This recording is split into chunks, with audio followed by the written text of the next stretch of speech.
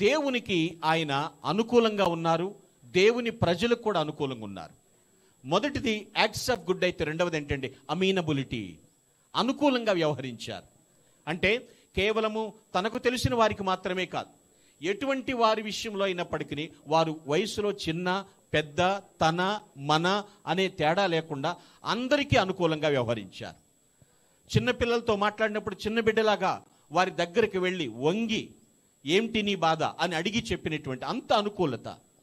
ఒక పబ్లిక్ మీటింగ్లో కూడా వెళ్తున్నప్పుడు ఆయన అలా ఆ యొక్క గ్యాలరీ పట్టుకుని వెళ్తున్నప్పుడు ఎక్కడో ఉన్న చిన్న బిడ్డను చూసి కూడా వెళ్ళి వంగి ఏమిటి ఇక్కడికి వచ్చావు ఏమిటి అని ఆ పిల్ల చేతిలో ఉన్న అప్లికేషన్ కూడా తీసుకున్నట్టు. అంత విధేయత, అంత అనుకూలత. ఇది ఎక్కడి నుండి వచ్చింది అంటే ఆయన దేవుణ్ణి విశ్వసించారు, రక్షించబడ్డారు కాబట్టి అంత అమ్యూనబిలిటీని మనం చూస్తున్నాం. చాలామంది చెప్తారు what is your secret of your success అంటే ఆయన చెప్తున్నటువంటి మాట ఏమిటంటే నేను అందరికీ అనుకూలంగా వ్యవహరించాను, తన మన తేడా చూడలేదు. అందుకని వాగ్దానం చేసినటువంటి ప్రకారము ఆయన అందరి మొరలు కూడా దేవుని బట్టి ఆయన విన్నాడు. కొన్ని ప్రతికూల పరిస్థితులు ఫేస్ చేశారు ఆయన లైఫ్లో. అయితే ప్రతి దినచర్య ఏమిటి అంటే వాక్య పఠనం, ప్రార్థన చేయటం, ఫ్యామిలీతో గడిపినట్లుగానే ప్రజలతో కష్టసుఖాల్లో పాలు పంపులు పొందటం. ప్రభునందు పిల్లరా, ఏ మనిషి పరిపూర్ణుడు కాడు అని చెప్తాం, కానీ పరిపూర్ణత ప్రభువు మనకి ఇస్తాడు ఖచ్చితంగా. ఆయన యందున్న వారిని పరిపూర్ణులుగా చేస్తాడు. నీతిమంతులు ధన్యులు, వారిని జ్ఞాపకము చేసుకొనుట ఆశీర్వాదకరం. నీతిమంతుల్ని మరువరాలన్నా కూడా మరవలేము, వారు నిత్యము జ్ఞాపకంలో ఉంటారు వాళ్ళందరూ కూడా. ఆయనకు ఒక ధైర్యం ఉండేది. డాక్టర్ రాజశేఖర గారికి ఉండే ధైర్యం ఏమిటంటే if we are ready to die we are ready to live. చనిపోవటానికి సిద్ధమైతే మరలా జీవించటానికి సిద్ధం అన్నట్టు. మరొక జీవితం ఉంది.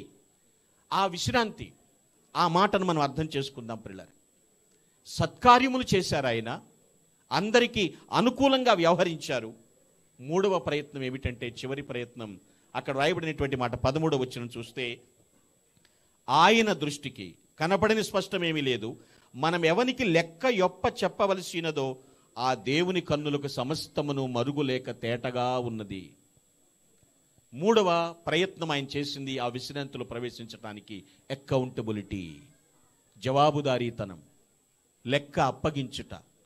నేను ఎవరికి లెక్క అప్పచెప్పాలి, నా 60 ఏళ్ల ప్రస్థానంలో నేను ఎవరికి లెక్క అప్పచెప్పాలో ఆ జవాబుదారీతనాన్ని కలిగి జీవించాడు ఆయన.